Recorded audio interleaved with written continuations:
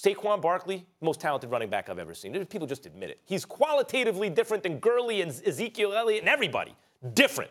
And he's a rookie.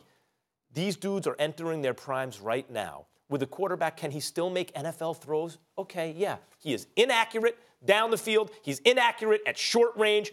It takes him too long to process things. He looks shell-shocked at times. His arm is good enough to make the throws, but you wouldn't call it a strong arm.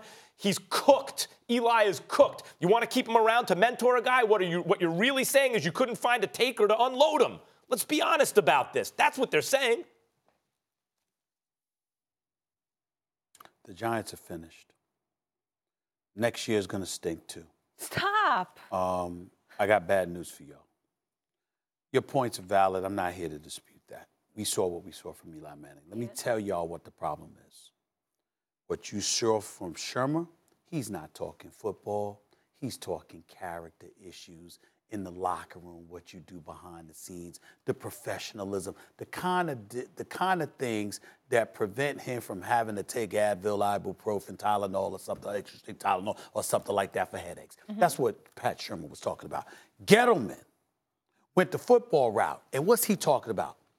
I think the criticism has been unfair to Eli. The narrative has been. Really? So let me add. Now, we respect Eli Manning. We understand that he's a two-time Super Bowl champion. No one will ever take away from that on his resume. But do y'all know that the New York Giants have missed the playoffs 8 times in the last 11 years?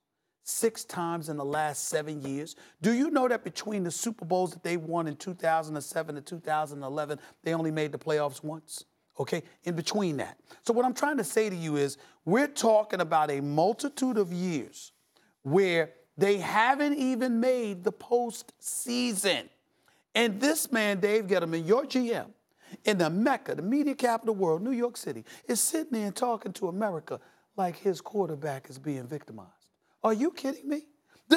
These are the problems. See, that's how you know you're going to have a problem. Because you can't be talking football. You can't, you watch Eli Manning just as much as anybody, Max, as much as you love your Giants, so do you. Yeah. How many times did you come in this studio off camera and literally be ready to throw something because of a throw that Eli Manning couldn't make because his arm, his velocity wasn't the same, and the bad decisions. Hold up, though, all of these are facts. Here's my other question, though.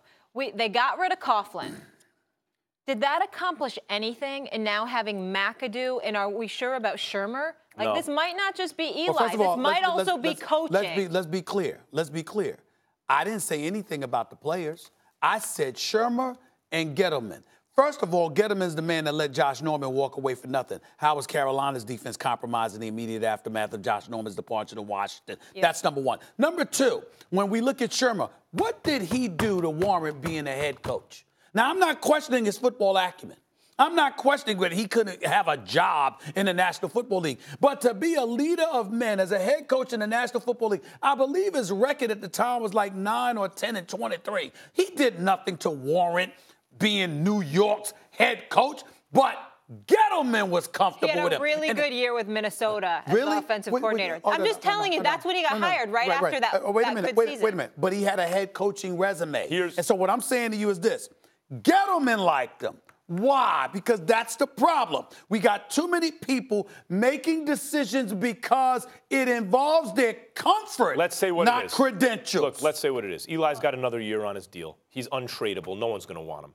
Coughlin wouldn't take him. No one will take him. So with another year on the deal, you're stuck with him. And they're going to draft a quarterback, and they're not going to do anything with a rookie quarterback. You know, a first-year quarterback, Kyler Murray's not going to be there. Dwayne Haskins may not be there. If anyone trades up in the draft and snatches Dwayne Haskins from the Giants, who grew up a Giants fan and whose floor is high. He's from Jersey. He's going to be a good NFL quarterback. I don't know if he'll be a great one, but he's competent. You can see that on an NFL level. He seems that way.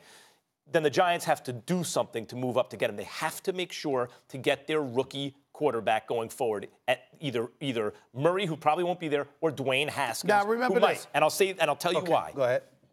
That's the one saving grace of having Eli on the team for one more year. Barkley? He can show, as Dan Orlovsky, we were talking about off camera, he can show them the ropes, how to deal with New York. Got a question. All those kind of Who's things. the Giants' backup quarterback? David Webb? No, Webb No, is they gone. let Webb go. Who's the backup quarterback?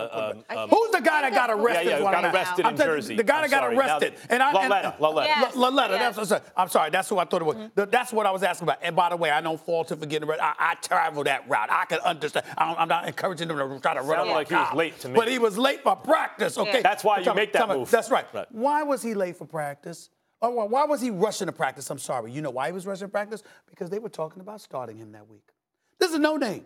Yeah. This is a no-name. They were talking about starting him because of how awful Eli Manning was. And he blew it with That's that, right. with that whole thing. You're right. Yes, so what I'm saying to you, Max, is this. Some dude named Laletta. Laletta's all right. Doesn't have a strong arm, but he's pretty. Okay, that's fine. All I'm trying to say to you, he's a no-name. That's all I'm saying. Until the arrest. My point to you is this dude was rushing to practice because that was the week he was supposed to be starting. And you're sitting here talking about Eli Manning another year. Max Kellerman, I'm worried about. I'm not. Let me be fair. Let me be very clear.